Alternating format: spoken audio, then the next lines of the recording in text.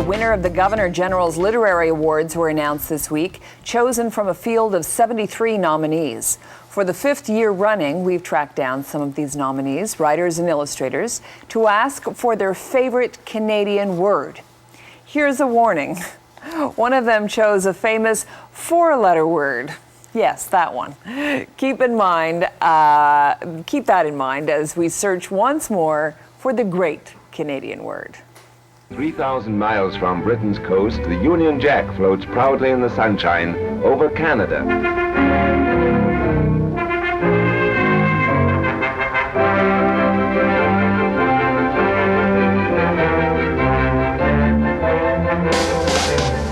My great Canadian word is healthcare. Now, I know sometimes it's 2 words, sometimes it's 1 word, but it trips off the tongue as 1 word, healthcare. Now, I know I should be funny or glib and pick a word like timbit or toque, which I love, but right now I think healthcare is a really provocative, important word, and maybe it's only funny to a few jokers in Ottawa. This summer, building a new show, Billy Twinkle, here in my Toronto studio, I had 8 people at work one day, and we were all sitting around this table having lunch. And I found out at that lunch that only 2 of the 8 people had a doctor or were able to access a doctor. And I found that shocking. So for me, the distinctive, great Canadian word, healthcare. I think the most delicious Canadian phrase is coffee crisp. I spent about 10 years away from Canada from age 2 to 12, and when I came back, what I discovered, of course, first were the chocolate bars and how different they were, and my favorite was always coffee crisp. And then I think about how coffee seems to be a quintessentially American thing. You go to an American restaurant, they pour you coffee right away. You can never get a good cup of hot tea, although their iced tea is good. But when it's in Canada, there's a crispness about everything. And I think that kind of identifies Canada in relation to America. Just the way we have crisp snow, crisp weather, crisper speech than Americans. And that's why I love coffee crisp. My favorite Canadian word is cayuse. Cayuse is a wild horse or an Indian horse or just an ordinary horse. When my father wanted a horse for the farm, he would go to the blood reserve and buy a cayuse. I like it as a Canadian word because in history, during the Mounted Police March West or the Boer War, the cayuses were looked down upon, but they were the horses that tended to last the longest and would often outstay the blooded horses like the kinds of horses behind me. So it's a good symbol for Canadians, I think. Cayuse. When the snow blankets the countryside and tree boughs crackle with the cold, Canadians desert their warm firesides for the challenge of the white outdoors. Canada's winter time is Canada's playtime. There are plenty of thrills and spills when it's fair and cold.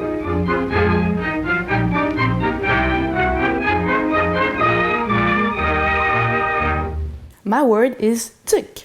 This word just brings me back when I was 6 or 7 years old in my hometown, Saint-Hyacinthe, Quebec. Just remember my mother telling my brother and I to "Mettez-vous tuque, il fait fret," just telling us that we had to put our hat on because it was cold outside.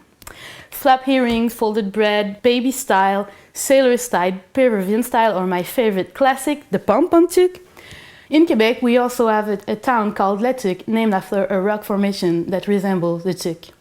Russians have their fur hats, French their beret, Mexican their sombrero, and us, in Canada, we have our tuque.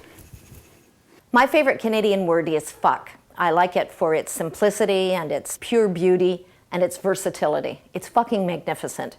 It's an adverb, an adjective, a noun, a verb. And while not uniquely Canadian, I love that Canadians use it particularly well. Certainly in my hometown in northwestern Quebec, hardscrabble mining town, it was common currency.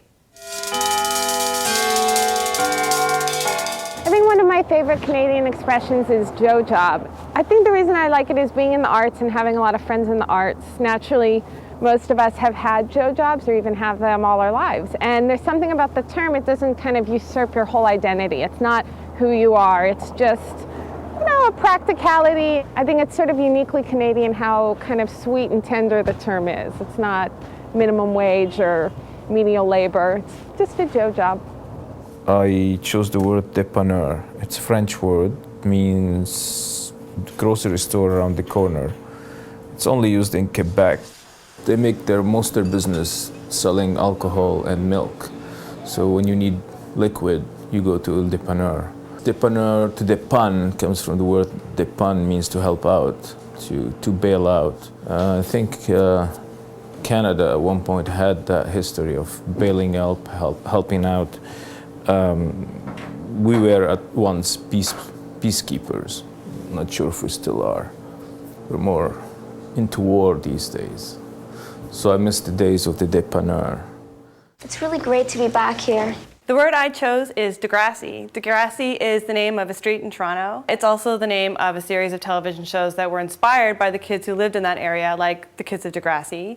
I love this word because I think because of those shows, it functions really well as an adjective that my friends and I can use all the time. So if I tell my friend I'm having a Degrassi day, they can guess that I probably had like a heartwarming moment with my best friend, and that maybe I was wearing some Degrassi-inspired clothing, like a jean jacket and some blue eyeshadow. Degrassi. The word I've picked is the word put. Put is a French word, and it's a conversation stopper. Usually if you're in mild arguments or arguments with your teenage kids, especially in my case daughters, and which you seem to have no way out and the conversation is going nowhere, you can use this just to end the conversation. You just go, that's it, I've had it, put. So that's my word, put. I'm not even sure I really like this word, but I guess I'm stuck with it like the rest of us. Washroom. Don't get me wrong, I like a good washroom, but because I also like to know where one is at all times whenever I travel, the word itself has become a bit of a sticking point. Don't try asking for a washroom in Nebraska, say, or Alabama. They call it a restroom in those parts, for taking a load off, because they've earned it. None of this pinko washroom stuff. I guess it's our Calvinist Canadian side that comes out in washroom. Sure, go ahead. Use it if you have to, but don't enjoy it. And make sure you wash afterwards. Cleanliness, after all, is next to godliness. Washroom. My great Canadian word is Chinook.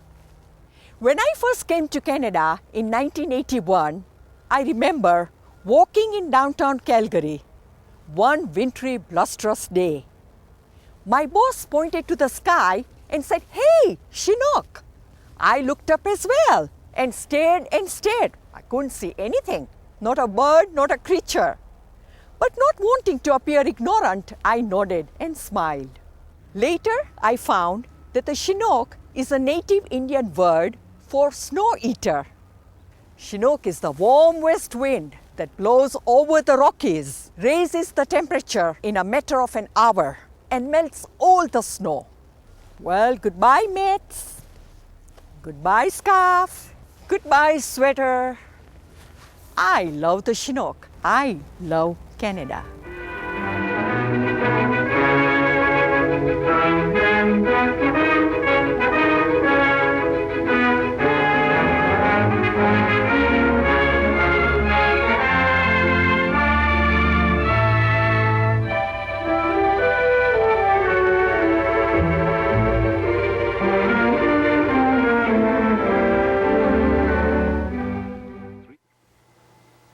This year, we had 3 GG winners among the nominees we showed you. Nino Ricci won for English Language Fiction. It's his second Governor General's Award.